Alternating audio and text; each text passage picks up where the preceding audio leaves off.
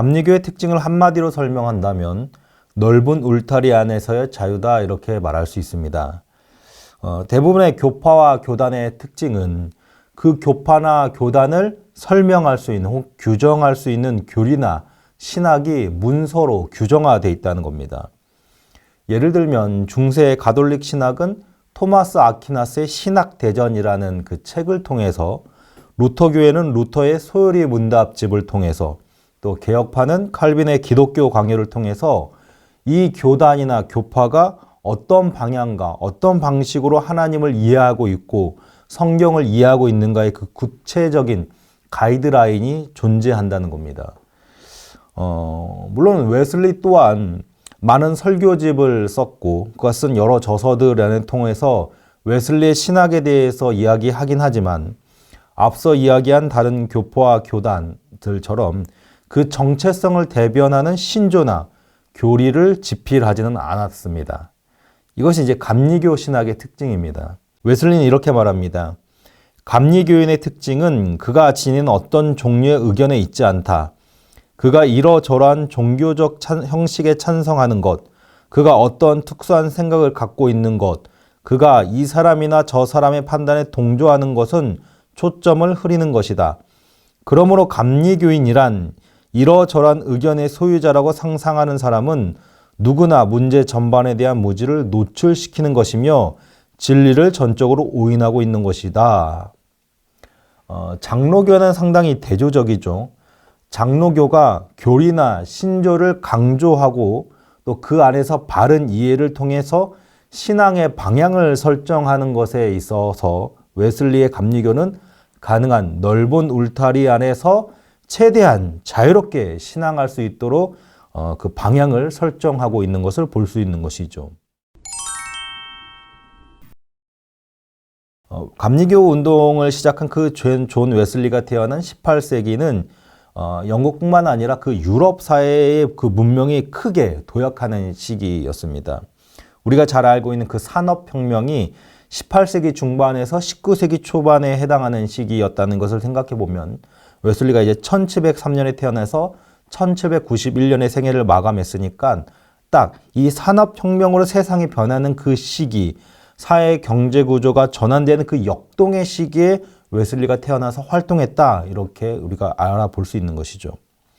당시 영국의 정치적 상황은 이제 앞선 그 튜더 가문의 엘리자베스 1세가 절대 왕정 체제를 완성해서 강력한 대영 제국, 해가 지지 않는 나라 영국을 만들어 놓았지만 불행히도 결혼을 하지 않았기 때문에 자손을 두지 않고 엘리자베스의 그 튜더 가문은 끝이 납니다.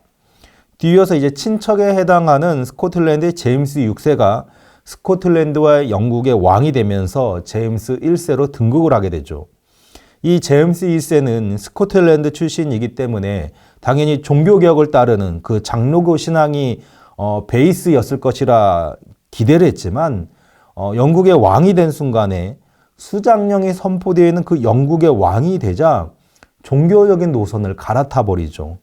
국교회를 더 강화시키고 또 의회를 거치지 않고 자신의 임의로 세금을 더 걷어들이는 이런 일들, 그래서 자신이 가진 왕권을 마음껏 사용한 것 같습니다.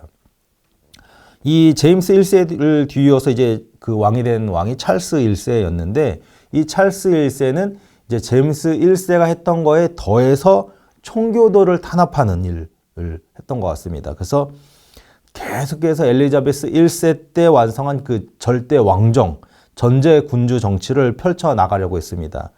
심지어 이제 이런 어떤 정치적 행보에 이의를 제기한 그 의회까지 강제로 해산시켜 버리는 일까지 하게 되죠.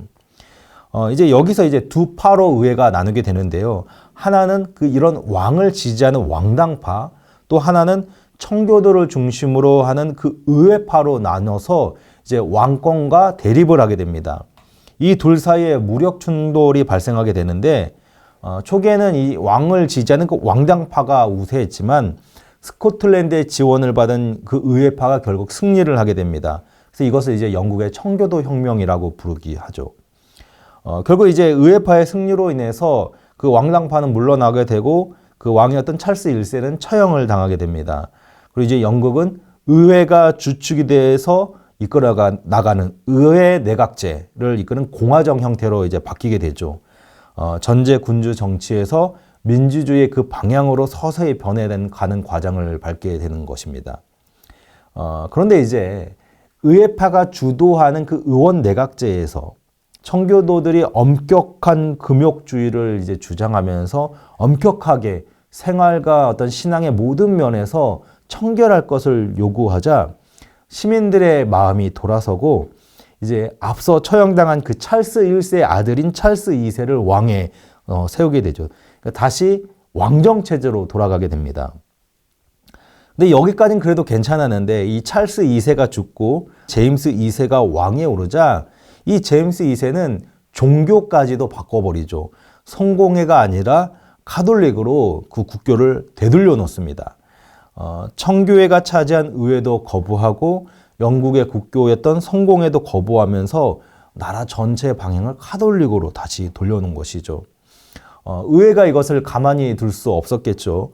당시 이제 의회파가 동맹 관계를 맺고 있던 그 네덜란드의 힘을 빌어서 이 제임스 2세를 축출시켜 버립니다. 그리고 다시 이제 의회가 주도권을 갖는 구조를 갖죠. 그래서 이것을 또 명예혁명 이렇게 부릅니다. 그래서 영국의 이 앞선 청교도 혁명과 이 명예혁명을 이 두 가지를 합쳐서 영국의 시민혁명 이렇게 부르기도 합니다. 산업혁명과 시민혁명이 일어난 이 시기가 지금 18세기가 19세기였다는 것을 생각해 본다면 정치, 사회, 경제가 굉장히 혼란스러운 시대였다라는 것을 알 수 있게 되죠. 거기에 더해서 이제 종교까지도 혼란스럽습니다. 성공회가 주류가 되어서 소수로 영국 안에는 가톨릭 교회도 있고 장로교회도 있고 회중교회도 있고 침례교회도 있는 이런 형태가 있는데 거기다 왕에 따라서 카톨릭으로 복귀했다가 다시 성공회로 돌아오는 이런 종교적인 어떤 그 질서, 무질서도 계속 반복이 되게 일어나고 있는 것이죠. 그리고 당시 영국의 상황을 보면은 낮에는 거리에는 술 취한 사람들을 쉽게 볼 수 있고 도박하는 사람들, 도박 중독자들, 또 도둑질이 만연해 있고 자살하는 사람들, 이게 자살 문제가 사회 전역에 어떤 혼란이 팽배해 있는 사회적인 문제로 대두되었다 이렇게 이야기합니다. 존 웨슬리의 부모님은 성공회 목회자였습니다.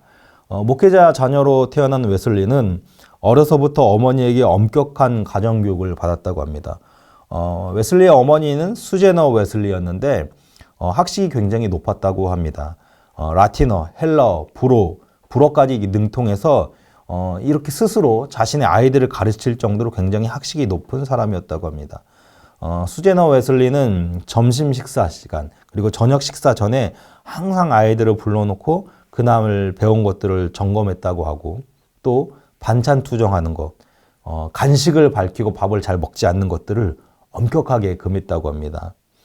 만약에 이것을 어기면 이제 회초리를 때렸는데 심지어 이제 회초리를 맞고 큰 소리로 우는 것도 금했을 정도로 굉장히 엄격하게 가정에서 아이들을 양육했다 이렇게 얘기합니다. 수제너는 올바른 신앙을 형성하기 위해서는 이 아이들의 의지를 정복해야 된다 이렇게 생각을 했던 것 같습니다. 그런데 이렇게 엄격한 어머니였지만 동시에 또 자상한 어머니이기도 했는데요. 매주 목요일 밤마다 아이들을 이렇게 한 명 한 명씩 따로 불러서 대화를 나누고 그 마음에 있는 고민을 들어주는 이런 시간을 꾸준하게 가졌다고 합니다. 나중에 이제 존 웨슬리가 이 어머니에 대해서 회고를 하는데 이때 어머니와 나눴던 이런 시간들이 그립다라고 말하는 것을 보면은 어머니 수제너 웨슬리가 이 존 웨슬리의 생애에 얼마나 큰 영향을 미쳤는가 이렇게 생각해 볼 수 있는 겁니다. 웨슬리는 어린 시절에 죽을 뻔한 경험을 합니다. 1709년에 원인모를 화재로 집에 이제 불이 났는데 다른 가족들은 화재를 인지하고 빨리 이게 대피한 반면에 어린 웨슬리만 일찍 피신을 하지 못했던 것 같습니다. 당시 웨슬리의 나이가 5살이었는데 이제 피신하지 못하고 2층 다락 창가에 매달려서 이제 살려달라고 도움을 외쳤고 마치 이제 불을 끄던 그 마을 청년 중 한 사람이 이 웨슬리를 발견해서 다른 사람의 어깨를 짚고 올라가서 웨슬리를 구출했다고 합니다. 그리고 이 웨슬리가 이제 구출되는 그 순간에 이제 불타 있던 그 집이 전체가 무너져 내리면서 그래서 자칫 잘못하면 죽을 뻔한 그 경험을 했는데 이 경험을 통해서 웨슬리는 자신이 죽지 않고 살아난 것을 이제 스가랴 3장 2절을 인용하면서 자신의 인생이 불에서 꺼낸 그슬린 나무같이 하나님께서 나를 살리신 이유가 있을 것이다 이렇게 생각을 했다고 합니다. 일종의 콜링, 그러니까 소명인 것이죠. 이 일을 계기로 웨슬리는 이제 하나님께 평생 헌신하는 삶을 살기로 작정했다고 합니다. 웨슬리는 어려서부터 질 좋은 최상의 교육을 받았는데요. 10살 때에는 당시 이제 사립학교였던 차터하우스라는 학교에 입학을 하게 됩니다. 이 사립학교는 당시에 상류층의 그 부유한 자제들만 다닐 수 있었는데 웨슬리는 이 버킹엄 공작의 추천을 받아서 이 학교를 다녔다고 합니다. 어머니 밑에서 배운 가정교육 덕분에 특유의 근면함과 성실함으로 일찍부터 두각을 보였던 것 같습니다. 차터하우스를 졸업한 후에는 옥스퍼드 대학의 크라이스트 처치 칼리지에 장학생으로 입학을 하게 됩니다. 워낙 논리적이고 또 문학적인 재능이 뛰어나서 공부를 잘하기 때문에 목사가 되는 것이 맞는가라는 고민을 중간에 하기도 했지만 그래도 이제 졸업하고 성공해서 사제로 서품을 받습니다. 졸업 후에도 이제 그의 학적인 실력이 인정받아서 이제 그 옥스퍼드 안에 있는 그 링컨 칼리지의 연구원으로 남아서 계속 연구를 할 수 있게 되었다고 합니다. 감리교 운동의 시작은 거창한 것이 아니라 사실 작은 동호회에서부터 출발을 하였습니다. 홀리클럽이라고 하는 작은 동아리에서 시작이 되었는데요. 형처럼 이제 목회자가 되기 위해서 옥스퍼드에 입학한 이 존 웨슬리의 동생은 찰스 웨슬리가 동기생들과 함께 성경을 연구하고 묵상하고 기도하는 훈련을 하고자 만든 것이 이 홀리클럽이었습니다. 이 존 웨슬리와 찰리 웨슬리 두 형제는 이 모임을 하면서 이 모임 안에서 시편과 헬라어 성경 또 경건 서적들을 읽는 시간들을 가졌고 또 여기에 그치지 않고 사회활동도 적극적으로 했는데 감옥에 있는 죄수들을 규칙적으로 방문해서 복음을 전도하는 일들을 했었고 그리고 또 모금 활동을 하면서 어려운 사람들이 대신해서 벌금을 내주는 등의 일들도 했다고 합니다. 당시 대학교나 이제 사회의 어떤 그 만연한 분위기를 보면 도덕적 방종의 그 분위기가 만연했다고 합니다. 그런데 이제 존 웨슬리나 찰스 웨슬리 두 형제는 이런 시대적인 어떤 분위기, 사회적인 분위기를 벗어나서 규칙적으로 신앙생활하고 예배하고 기도하고 금식하는 이런 생활들을 통하여서 신앙을 바로 세우고자 노력을 했는데 사람들은 이제 이들의 이런 모습을 보면서 지나칠 정도로 신앙생활에 규칙적이다, 엄격하다 이렇게 조롱하는 의미에서 메소디스트, 그러니까 원칙주의자, 방법주의자라는 말로 비아냥을 거렸다고 합니다. 그러니까 우리 감리교회를 메소디스트 처치라고 하죠. 그러니까 이 별명에서부터 이미 시작을 된 것이죠. 웨슬리가 감리교 신앙 부흥 운동을 하게 되는 결정적인 원인은 모라비안 형제들을 만나게 되면서였습니다. 1735년 존 웨슬리는 찰스 웨슬리와 함께 당시 영국의 식민지였던 조지아로 선교사로 파송을 받습니다. 배를 타고 가는 도중에 수차례 폭풍의 위험을 겪으면서 배가 침몰 위기를 겪었는데요.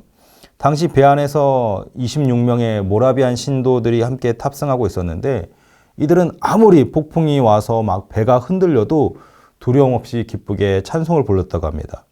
기록을 보면 웨슬리는 자신은 이토록 죽음을 두려워했던 반면에 죽음에 대해 전혀 두려움 없이 기쁘게 찬송하는 그 모라비안 교도들을 보면서 어떻게 저들은 내가 갖지 못한 그 평화와 위로를 가지고 있을까라는 고민을 했다고 합니다. 한편 긴 항해 끝에 선교지인 이 조지아주에 도착했는데 결론적으로 이때의 선교는 실패였다고 합니다. 원주민들은 쉽게 복음을 받아들이지 않았고 성실과 열정으로 복음을 전하는 웨슬리에게 냉소적이고 반항적으로 대했다고 합니다. 또 웨슬리는 이제 조지아주에서도 자신의 신앙관대로 엄격한 잣대를 세운 것 같습니다. 그곳에서 이제 생활하는 사람들의 그 어떤 생활상을 고려하지 않고 무도회를 금하고 여인들은 사치를 못하게 하는 등 그러니까 자신이 영국에서 해왔던 대로 엄격한 신앙생활을 강조했던 것 같습니다. 당연히 반응이 좋지 않았겠죠. 또 사역에 이렇게 성과가 없는데 엎친 데 덮친 격으로 이제 여자 문제가 생깁니다. 이제 소피 합키라는 여자를 만나게 됐는데 이 여인에게 이제 청혼하고 싶을 정도로 마음을 가졌지만은 이제 웨슬리가 결단을 내리지 못하고 주저하는 사이에 이 소피 합키라는 여자가 윌리엄슨이라는 사람과 결혼을 하게 됩니다. 웨슬리는 이들의 결혼이 교구 담당 목사인 자신에게 사전에 통보를 하지 않았다 뿐만 아니라 이들이 신앙이 굉장히 나태해졌다라는 이유를 들으면서 그들에게 성만찬에 참여하지 못하는 어떤 결정을 내렸죠. 합키와 윌리엄스는 자신들의 그 웨슬리에게 모욕을 받았다고 하면서 이런 웨슬리의 처사가 굉장히 주관적이고 옳지 못하다, 부당하다라고 하면서 법정에 고소를 하게 됩니다. 물론 이제 웨슬리는 이것이 내 개인의 사적인 감정이 아니고 신앙적인 문제라고 항변을 했지만 상황은 악화돼서 다시 이제 영국으로 송환이 됩니다. 일과 사랑에 실패한 이 한 남자인 웨슬리를 상상해 보면 웨슬리의 당시 마음이 어땠을까를 한번 상상해 볼 수 있는 것이죠. 앞선 폭풍치는 배 안에서 그 모라비안 신도들을 보면서 느꼈던 그 감정. 왜 나에게는 저런 담대한 신앙의 어떤 구원에 대한 확신이 없을까? 또 사역의 현장에선 사역의 실패를 경험하고 또 사람들과의 관계에서는 완전히 불신, 어떤 배신, 이 관계 그 과정을 겪는 이 좌절이 웨슬리를 굉장히 힘들게 했던 것 같습니다. 영국으로 돌아온 웨슬리는 계속 참된 구원에 대해서 고민을 했습니다. 나에게는 믿음이 있는가? 나는 구원을 받았는가에 대해서 계속 깊이 씨름을 하였던 것 같습니다.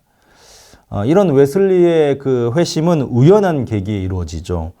우연히 이제 한 집회를 들리게 됐는데 거기에서 어떤 사람이 루터의 로마서 서문을 읽고 있는 그 소리를 듣고 아무 생각 없이 그 소리를 듣다가 갑자기 마음이 뜨거워지는 것을 경험하면서 오직 그리스도만이 나의 구주가 되고 나의 죄가 씻겨 나는 구원을 받는다라는 확신을 거기서 들게 되었다고 합니다. 당시 웨슬리가 들었던 로마서 서문은 이렇습니다. 믿음은 우리 안에 계신 하나님의 역사다. 하나님의 역사는 우리를 변화시키고 우리를 하나님에게서 새롭게 탄생시킨다. 옛 아담은 죽게 하고 우리를 마음과 성품과 정신 그리고 모든 힘으로부터 전혀 다른 인간으로 변화시킨과 동시에 성령으로 힘입혀 주신다. 신앙은 생동적이며 창조적이며 활동적이며 강력한 것이다. 그러므로 끊임없이 선한 일을 행하지 않을 수 없게 된다. 선한 일을 할 것인가 아니할 것인가를 묻는 것이 아니라 오히려 그런 것을 묻기 이전에 이미 선한 일을 행하여져 있으며 또한 언제나 행하게 된다. 이때가 1738년 5월 24일이었습니다.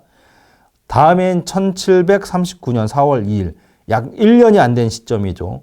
존 웨슬리는 브리스톨이라는 지역에서 야외에서 이사야서 61장 1절 본문의 설교를 하게 되는데요. 이때 사람들에게 엄청나게 뜨거운 반응을 얻었다고 합니다.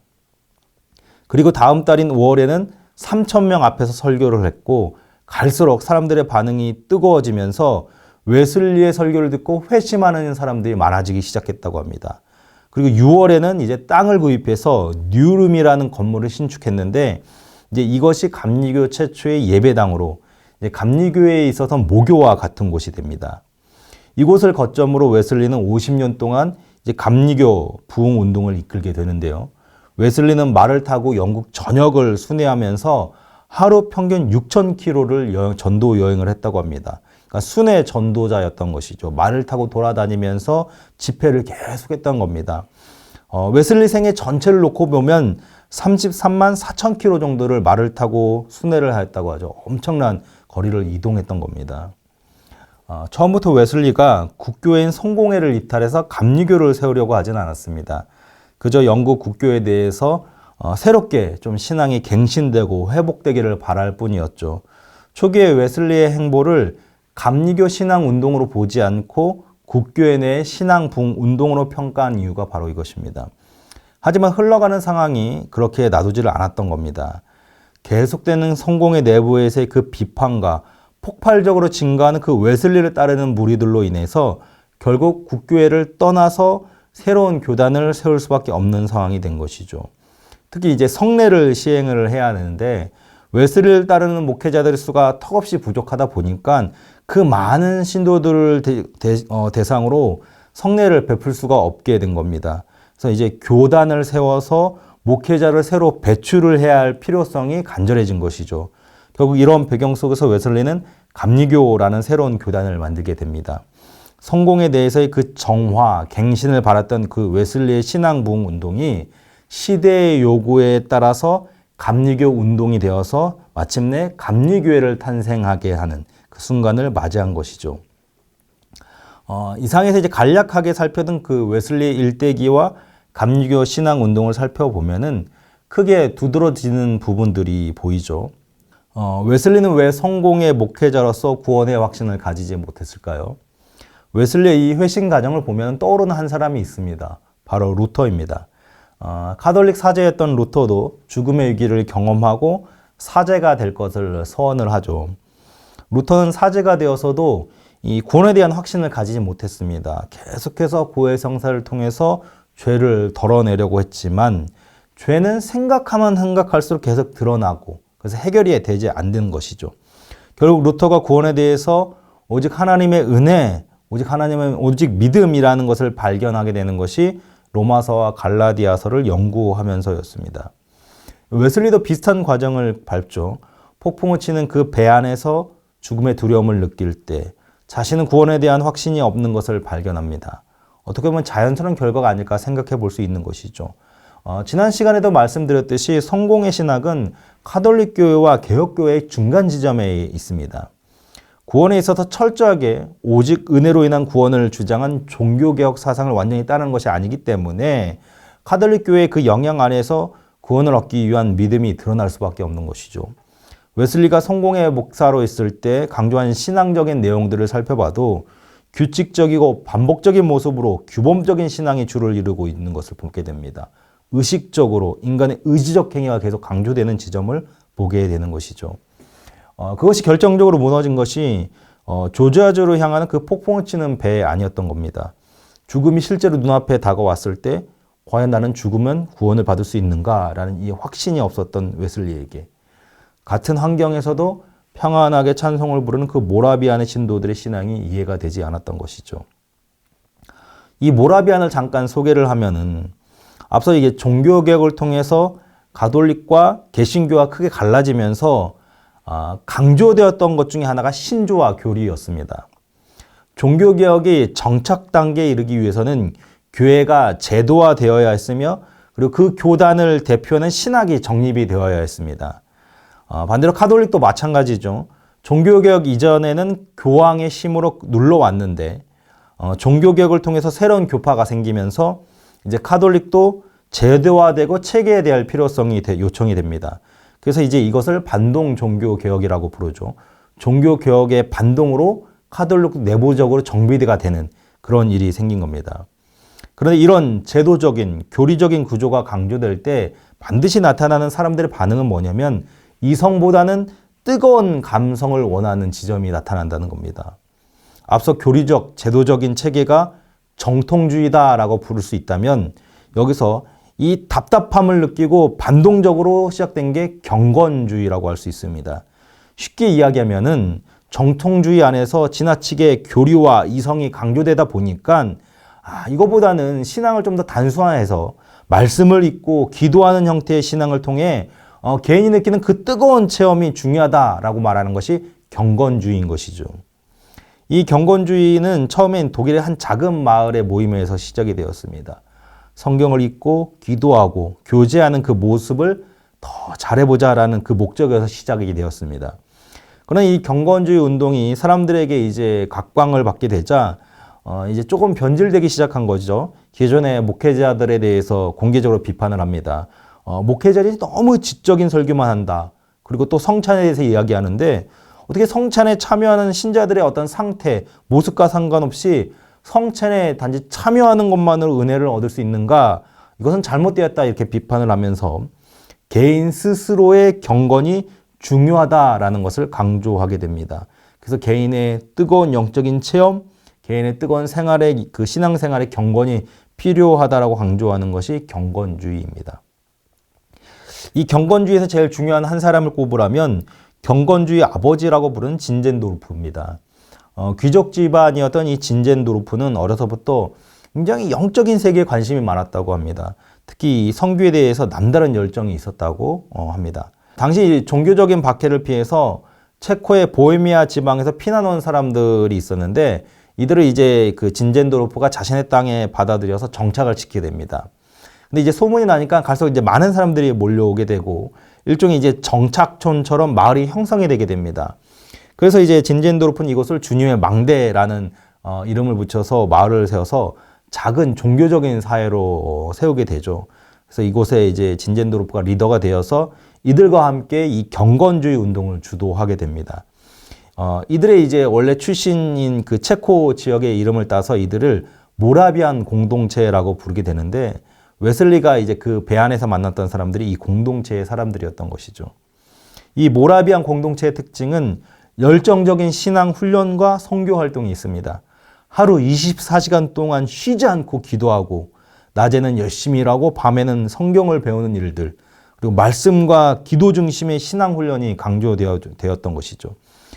특히 이제 1930년을 보면은 이 모라비안 공동체는 14개 나라에 3,000명의 선교사를 파송할 정도로 선교에 대한 열정도 굉장히 대단하다고 합니다. 이런 경건주의 운동을 바탕으로 믿음이 형성된 모라비안 신도들에 비해서 성공의 기반에 이성적이고 차가운 그리고 형식주의적인 그런 이 웨슬리의 신앙은 굉장히 정적이고 지식적이고 습관적으로 보일 수밖에 없었던 것이죠. 웨슬리가 강조하는 그 설교의 내용, 그리고 신앙 부흥 운동을 통해 나타난 결과를 보더라도 이 사실이 이해가 됩니다. 웨슬리의 설교는 개인과 사회 전체에 파급적인 효과를 주는 메시지였습니다. 개인의 신앙적인 체험을 넘어서서 사회적인 체험으로 나아갈 수 있도록 설교가 메시지가 이루어진 것이죠. 특히 이제 야고보서의 행함에 대한 본문과 산상수훈 본문을 자주 인용을 하면서 신자들의 그 도덕적인 행동을 강조했다고 합니다. 결국 강조점이 구원받은 자는 구원의 확신이 자신의 행위 안에서 드러난다는 것이죠. 카톨릭과는 다르게 인간의 공로로서의 구원을 말하진 않습니다. 그러나 또 칼빈주와는 다르게 구원받는 신자에 있어서 나타날 의지적인 행위가 강조되는 것이 웨슬리의 사상이다, 이렇게 이야기할 수 있습니다. 분명 웨슬리는 구원에 있어서 하나님이 전부요, 인간은 아무것도 아니라는 것을 강조하긴 합니다. 그런데 그 다음으로 무엇을 이야기하냐면, 하나님은 모든 인간에게 골고루 은혜를 주시며 하나님께서 베푸신 은혜를 통해 인간은 어느 정도 하나님께 반응할 수 있는 능력을 지니게 된다, 이렇게 이야기합니다. 알미니안의 주장인 것이죠. 웨슬리에게 하나님의 은혜는 모든 사람에게 자유한 것, 모든 사람을 위한 것으로 해석이 되는 겁니다. 만약 하나님의 은총이 모든 사람에게 골고루 주어진다면 왜 현실적으로 모든 사람이 다 구원을 받지 못하는가? 이런 이제 칼빈주의적인 질문을 던지면 웨슬리가 이렇게 대답을 합니다. 인간이 하나님의 은혜에 호의적으로 응답하지 않고 그 은혜를 거절하였기 때문이다, 이렇게 말하는 것이죠. 다시 말하면 인간이 구원을 못 받는 것은 하나님의 은혜를 베푸셨지만 자신 스스로 그 구원을 원하지 않았기 때문에, 인간이 거절했기 때문에 인간에게 책임이 있다는 겁니다. 하나님의 은총의 그 하나님의 은혜의 주도권을 인정하면서 거기에 인간의 자유의지를 조화시키는 것이죠. 그래서 일반적으로 이런 주장을 복음적 신인 협동설이다, 이렇게 이야기합니다. 카톨릭의 공로주의와는 좀 거리가 있는 것입니다. 카톨릭은 하나님의 은혜에 인간의 공로가 더해지는 방식이라면 웨슬리에게는 은혜가 시작이고 은혜가 전부입니다. 은혜가 없다면 인간은 스스로 반응할 수 없다는 것이죠. 카톨릭에서는 인간의 공로가 능동적이라면 웨슬리에게 있어서 인간의 의지는 수동적인 것이죠. 성령 하나님이 주도하시는 그 은혜 사역에 인간이 수동적으로 응답하는 것이다, 이렇게 말합니다.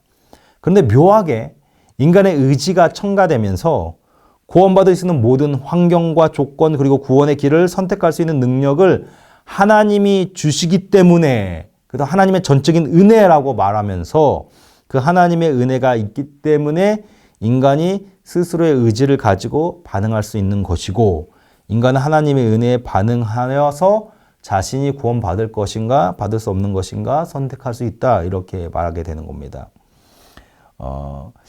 이 웨슬리와 감리교의 주장을 보면은 신학이 이제 제대로 정립이 안 되면 헷갈릴 수가 있습니다. 이 말이 맞아 보이거든요. 인간의 획일적인 공로를 주장하는 카톨릭의 그 주장은 명확하게 반대가 되는데, 오직 은혜, 오직 믿음을 주장하면서 하나님의 주권을 인정하는 그 전제에서 하나님의 은혜가 있으니까 당연히 사람이 선택을 받을 수 있는 것이고, 그리고 거기에 사람이 반응하는 것이 당연한 것은 아닌가라는 이 말에 묘하게 설득력을 얻게 되는 겁니다.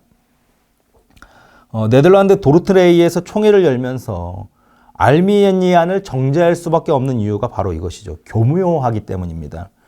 종교개혁의 사상을 따르는 것처럼 이야기하지만 정작 그 안에서 인간의 의지적인 측면을 그대로 되살려내서 교묘하게 구원을 선택의 영역으로 바꿔버리는 것이죠. 칼빈주의에서 전적 타락과 전적 무능력을 이야기하지만 이것을 교묘하게 회피해 갑니다. 하나님의 은혜를 입었기 때문에 인간의 의지가 무능력에서 어느 정도 판단할 수 있는 능력을 얻게 된다, 이렇게 얘기합니다. 그런데 모든 사람이 은혜를 입게 되고 그 은혜 안에서 누구는 구원을 선택할 수도 있고 누구는 선택하지 않을 수 있다는 말을 하면서 칼빈주의 예정론을 정면으로 반대를 하게 되는 것이죠. 그러니까 이제 웨슬리의 신학은 카톨릭의 사상과 오직 은혜를 강조하는 이 종교개혁 사상이 절묘하게 조화를 이루는 신학이다, 이렇게 평가할 수 있습니다. 칼빈은 구원에 있어서 어떤 순간에도 인간의 역할을 인정하지 않죠. 구원의 모든 사역은 전적으로 삼위 하나님이 주도하시고 삼위 하나님이 역사하시는 궁극적인 삼위 하나님의 사역이다, 이렇게 이야기합니다. 사람이 하나님의 은혜, 그 구원의 은혜에 반응할 수 있는 것이 아니라 택정함을 입은 사람이 구원을 받는 것이다. 구원받은 신자들이 하나님의 뜻에 따라 살아갈 수 있도록 지속적으로 은혜를 부여하시는 것도 성령 하나님의 사역이다, 이렇게 이야기합니다. 한 번 받은 구원이 흔들리지 않을 수 있는 영원한 구원이 될 수 있는 것이 성도의 견인, 그러니까 사람의 판단, 사람의 능력, 사람의 의지가 작동되는 영역이 아니라 오직 하나님께서 주도하시고 이끌어 가시는 사역이기 때문에 변함없는, 흔들림 없는 완전한 구원이다, 이렇게 말하고 있는 것이죠. 그래서 예정론 안에서 택자들에게 주어지는 은혜라는 그 제한 속죄를 주장하는 칼빈주의와도 차이가 있게 됩니다. 모든 사람의 은혜를 받는다는 이 웨슬리의 무제한 속죄, 그러니까 믿는 자는 누구나 구원을 받는다는 것이 이 웨슬리의 신학입니다. 결론적으로 이렇게 인간의 의지를 강조하면은 사람의 행위가 반드시 뒤이어서 강조될 수밖에 없습니다. 그래서 웨슬리는 성화를 이야기할 때 이 땅에서 완전히 이루어지는 완전 성화를 이야기합니다. 은혜로 구원받은 자로서 그 행실이 반드시 드러나야 한다는 것이죠. 신앙의 본질은 개인의 내면에 있지만 그 신앙의 증거는 밖에 있다. 행위로 통하여서 그 사람이 구원받은 신자라는 것이 증명된다, 이렇게 이야기합니다. 그래서 감리교는 그 실천적인 사회운동을 강조하게 됩니다. 반대로 이제 칼빈주의자는 점진적인 성화죠. 이 땅에서 완전히 이루어지지 않은 부분 성화를 이야기합니다. 하나님의 뜻에 따라서 성화가 진행될 때 평생 지속적으로 꾸준히 이루어지지만 이 땅에서 성화는 완성되지 않는다가 칼빈주의입니다. 여기서 어느 것이 맞다 틀리다라는 논쟁을 하지는 않습니다만 이 강의를 들으시고 여러분들이 듣는 설교 또 배우는 말씀의 내용이 어느 쪽에 속해 있는가를 이해하고 분별하셔야 한다는 겁니다. 그리고 내가 믿고 따를 바를 분명히 정해야 하는 것이죠. 칼빈주의 교회를 다니면서 감리교나 알미니안주의로 신앙생활을 할 수는 없는 겁니다. 웨슬리는 이제 당시 국가 제도권 내에서 보살핌을 받지 못하는 사람들에게 음식과 옷, 연료를 공급하는 일들을 주도하였고 의료 지원이 열악한 사람들에게 스스로 의학 강의를 들으면서 공부하면서 간단한 의료 시술을 할 정도로 굉장히 적극적으로 사람들을 돕는 이런 사회 참여 운동을 강조하였습니다. 과부들에게는 무명실자는 일을 소개시켜주고 또 자금이 없는 사람들에게는 자본금을 빌려주는 그런 증권 제도를 창설했다고 하죠. 당시 유럽의 그 상황, 영국의 시대적인 상황을 보면은 이런 웨슬리의 신앙 부흥 운동이 얼마나 열정적으로 다가왔을까를 생각해 볼 수 있습니다. 왜 그 사람들이 성공의 목회자들과 이 웨슬리를 다르다라고 평가할 수밖에 없는가라는 것이 여기서 나타나죠. 빈익부, 부익부의 그 심각한 상황 속에서 나라가 돌보지 못하는 실업자, 과부, 노아, 노동자들, 그러니까 패배주의 속에서 알코올에 중독된 사람들, 살기 위해서 매춘을 해야 하는 사람들, 이런 사람들을 웨슬리가 돌보는 그것이 신앙적인 그 운동으로서 예수를 믿는 사람들은 구원받은 사람들이라면 마땅히 이렇게 선한 도덕적인 일들을 해야 된다라고 주장하는 이 웨슬리의 주장이 얼마나 현실적으로 힘을 받으면서 사람들에게 열광을 받을 수 있는, 지지를 받을 수밖에 없는가라는 것을 그 시대적인 분위기로 해석해 볼 수 있는 것이죠. 당연히 이제 자연스럽게 그의 신학 안에 인간의 책임, 믿음과 행함이라는 그 부분이 크게 부각이 될 수밖에 없는 겁니다. 기존의 이 종교개혁 신앙을 따라서 오직 하나님의 은혜를 주장하면서 카톨릭 교회와 분명히 선을 긋지만 동시에 능동적인 그 외적인 변화에 초점을 맞추다 보니까 믿음에 있어서 은혜에 합당하게 드러나는 신자의 행동이 강조될 수밖에 없는 것이죠. 결국 웨슬리에게 이 신자의 행동이 강조되는 것은 하나님께서 베푸신 은혜의 중생, 이게 거듭남이라는 체험, 이 체험, 그러니까 거듭난 사람은 반드시 그 은혜에 따라서 외적으로 살아가야 하는 모습이 드러나야 된다. 필수로 그것이 동반된다. 왜 그런가? 그 행동을 통해 그 사람이 구원받은 신자라는 것, 하나님의 은혜를 받았다는 것이 증명되기 때문이다. 이렇게 설명되는 것이죠. 마지막으로 이제 성결교회에 대해서 좀 짧게 다루겠습니다. 성결교는 웨슬리의 영향 아래에서 등장했다고 말할 수 있습니다. 19세기에 이르면 이제 성결 운동이 일어나는데요. 웨슬리의 신앙 부흥 운동이 영국에서 일어났다면 이 여파가 미국에 건너간 청교도들에 의해서 계속 이어지게 되죠. 그래서 19세기의 미국에서는 성결 운동이라는 이름으로 나타나게 됩니다.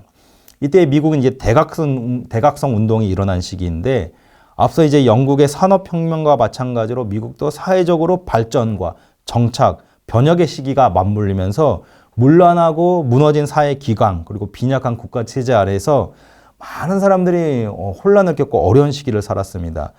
이때 이런 모습을 보면서 신앙의 힘으로 사람의 내면을 변화시키고 사회를 개혁하고자 하는 목표에서 일어난 운동이 성결 운동이라고 이해할 수 있습니다. 그래서 주창하는 것이 고상한 그리스도인의 생활 운동, 거듭남, 성결, 신유 이런 것들이 강조되면서 구원받은 사람들은 구원받은 신자답게 살아야 된다. 생활, 겉으로 드러나는 생활이 강조되죠. 그리고 이제 빈민층을 대상으로 도덕적, 윤리적으로 무너진 부분에 대해서 이것의 모든 원인이 죄의 문제라고 이야기하면서 결국 이 죄의 문제가 해결되기 위해서는 사람이 근본적으로 변화되어야 된다. 이렇게 주장을 하게 되는 것이죠. 성결운동은 적극적으로 사회 문제에 목소리를 내는데요. 흑인 인종 문제, 여성 인권 문제, 노예 폐지 이런 것들을 주장합니다. 그래서 당시 19세기에 노예를 소유한 사람들은 교회 강단에 설교할 수 없도록 하는 일도 합니다. 또 여성 인권에 대해서 성차별에 대해서 적극적으로 목소리를 내는데 기존에 이제 교회들이 여성에게 목사 안수를 주지 않는 것에 반대해서 여성 목사 안수를 찬성하기도 하죠. 이 성결 운동에서 이제 또 한 갈래로 빠져나온 것이 오순절 순복음주의입니다. 웨슬리 사상을 따르면서 미국 내에서 이제 새로운 신앙 부흥 운동을 주도했던 것이 성결 운동이라고 한다면 그런 이런 성결 운동자들도 너무 형식적이다 이렇게 비판을 하면서 좀 더 열광적으로 뜨겁게 예배하면서 그래서 예배 때 아멘 할렐루야로 마음껏 외치는 어떤 부흥회적인 그 예배가 필요하다라고 주장한 것이 이제 바로 이제 이런 오순절 순복음주의입니다. 초창기 이 오순절 순복음주의자들은 웅장하고 화려한 예배당을 반대하면서 많은 사람들이 함께 모여서 예배할 수 있는 평이하고 크고 넓은 장소 이런 예배당이 필요하다 이렇게 주장을 합니다. 그래서 교회는 화려한 외면보다는 성령 충만이 임하는 임재가 필요하다 이렇게 주장을 하는데요. 그래서 이제 오늘날 순복음교회는 굉장히 큰 예배당을 가지고 있는 것을 볼 수 있죠. 다시 이제 성결교로 돌아와서 대한성결교회의 그 헌법을 보면 이렇게 써 있습니다. 본 단체에서 주창하는 교리는 새로 만든 별 교리가 아니오 오직 옛날 웨슬리 씨와 감리교회 초시대의 성도들의 주창하던 교리 곧 하나님의 단순한 근본적 진리니라. 곧 최초 감리에서 주장하는 진리 그것뿐인 대 웨슬리 씨의 주장하는 진리와 조금도 다름이 없니라. 쉽게 정리하면은 영국에서 18, 19세기에 일어나는 그 웨슬리의 신앙 부흥 운동이 미국으로 이제 건너가서 미국에서 성결 운동으로 일어났다 이렇게 이야기할 수 있겠습니다. 이상의 이제 내용을 정리하면서 교리와 체계를 세우는 이 정통주의에서 개인의 그 뜨거운 신앙적 체험과 신앙적 행동이 강조되는 경건주의라는 이 두 이야기를 잘 생각해 보시기 바랍니다. 신앙은 균형이 중요합니다. 어느 것이 맞다 틀리다 이전에 한쪽으로 치우쳤을 때 반드시 반동적으로 나타나는 반대 현상이 있다는 것을 생각을 해야 합니다. 그래서 우리가 칼빈주의를 이야기하고 장로교 안에서 칼빈주의 신학을 배워갈 때 잘 배워야 하는 것이죠. 기초가 튼튼해야 그 위에 우리 시대를 해석해서 더 나은 방향으로 나아갈 수 있는 어떤 그 수용점이 생길 수 있는 겁니다. 단순히 비판적으로 너무 교리만 이야기하고 너무 논리적으로 이성적이야 라고 비난할 수 없는 것은 그 기초가 세워지지 않고서 반동적으로 비판하면서 튀어나가면 결국은 그 반대 지점에 뭐가 있냐면 개인이 주체가 되는 개인주의 성향의 신앙, 내가 느끼고 내가 열광하는 그런 경건주의적인 신앙으로 나아갈 수밖에 없는 겁니다.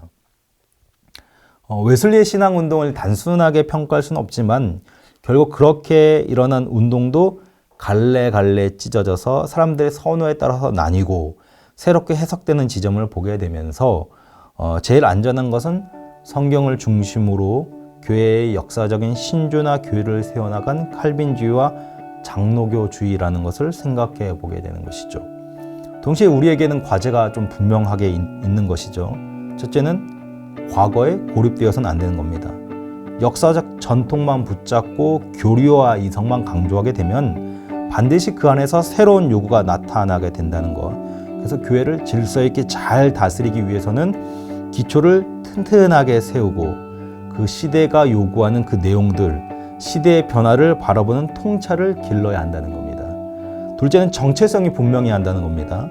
칼빈주의 장로교 안에서 알미니안이나 감리주의나 침례교의 주의를 추구해서는 안 되는 것이죠. 자신의 신앙 정체성이 어디에 있는가를 곰곰이 잘 고민해보고 내가 무엇을 믿고 따를 것인가, 그 따라야 하는 지점을 따라가는 그런 신앙을 해야 한다는 겁니다. 이상의 내용을 잘 고민해서 바른 신앙을 세워나가는 성도들 되기를 당부드립니다. 오늘도 수고하셨습니다.